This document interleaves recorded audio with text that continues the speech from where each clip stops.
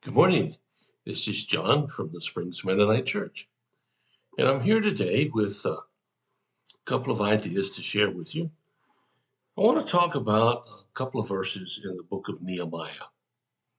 Now, you may or may not have read Nehemiah anytime soon, but it's got a lot of good stuff in it, and it particularly deals with the rebuilding of the temple and the walls around Jerusalem after the exile. Now, long story shortened, the Jews get back from exile and their whole special city is in ruins. Kind of reminds me of what we see sometimes when a tornado comes through. There's nothing there. It's just rubble.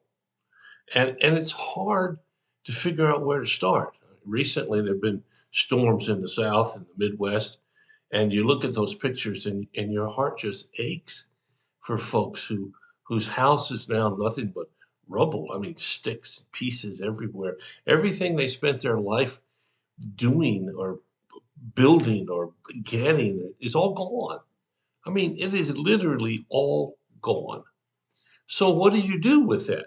Well, that's what brings us to this story in Nehemiah chapter 2, beginning with verse, we'll say 16. Nehemiah has gone out and inspected the wall. And it says in verse 16, the city officials did not know that I'd been there or what I was doing, for I had not yet said anything to anyone about my plans. I had not yet spoken to the Jewish leaders, the priests, the nobles, the officials, or anyone else in the administration. But now I said to them, you know very well what trouble we are in. Jerusalem lies in ruins, and its gates have been destroyed by fire. Let us rebuild the wall of Jerusalem and end this disgrace. Then I told them about the gracious hand of God that had been on me and about my conversation with the king. And they replied at once, yes, let's rebuild the wall.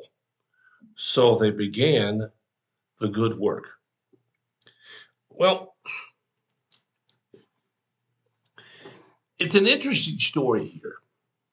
And it's interesting because Nehemiah has been sent by the king uh, to go look and scout around.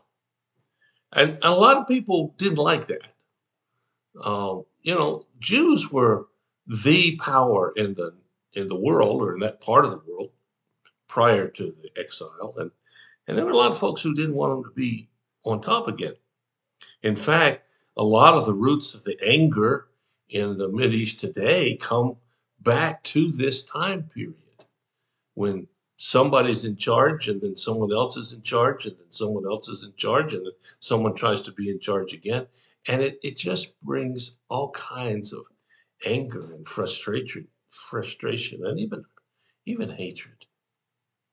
Now, I'm not suggesting you're in that position, but you might be in a position where your world has collapsed, or it certainly doesn't look like it's getting anywhere good. So what do you do? Well, I think this verse can help us out a little bit. Nehemiah goes out and checks things out and finds out how bad things are. And I mean, they're really bad. And he could be just overwhelmed by it and walk off and say, man, this is too much work.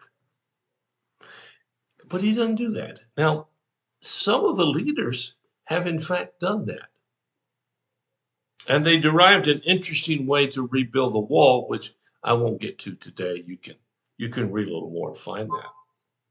But what's important here is that Nehemiah goes out and he gathers up the leaders. He hadn't told them ahead of time because sometimes when you got a bold plan, you share it too early, people just destroy it. That'll never happen.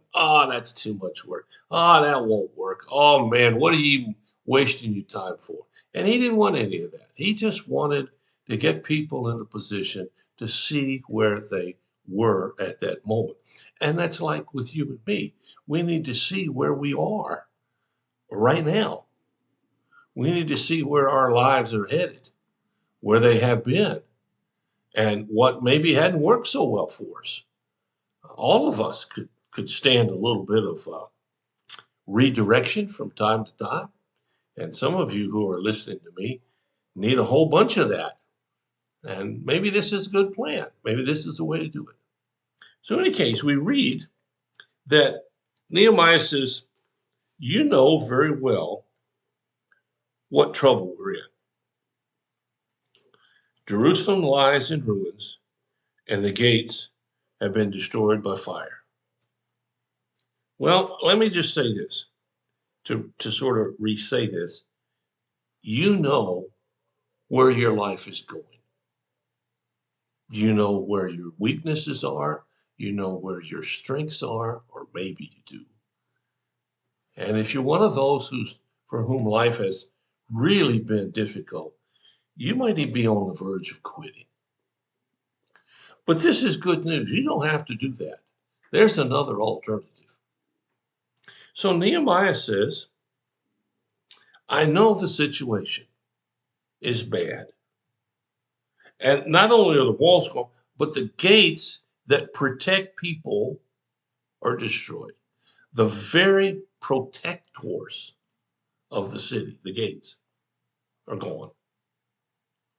And he said, then I told them about the hand of God on my life and what he had asked me to do and how he had given me direction to do this. And even the civil authorities said, okay.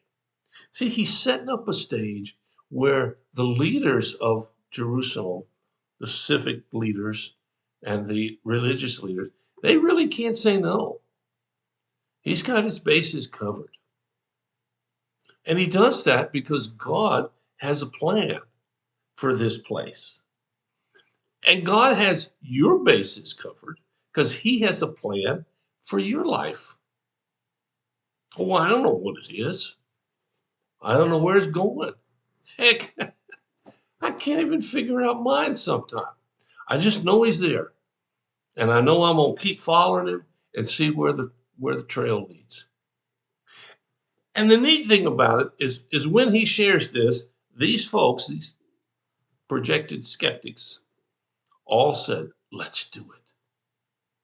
You see, when we become convinced that God is in charge, whatever happens, we're ready. Now, I don't want to give you the impression that this was an easy task. You can read the next couple chapters, find out it wasn't. But it was a task that Nehemiah was able to accomplish. Why? Because he recognized the problem.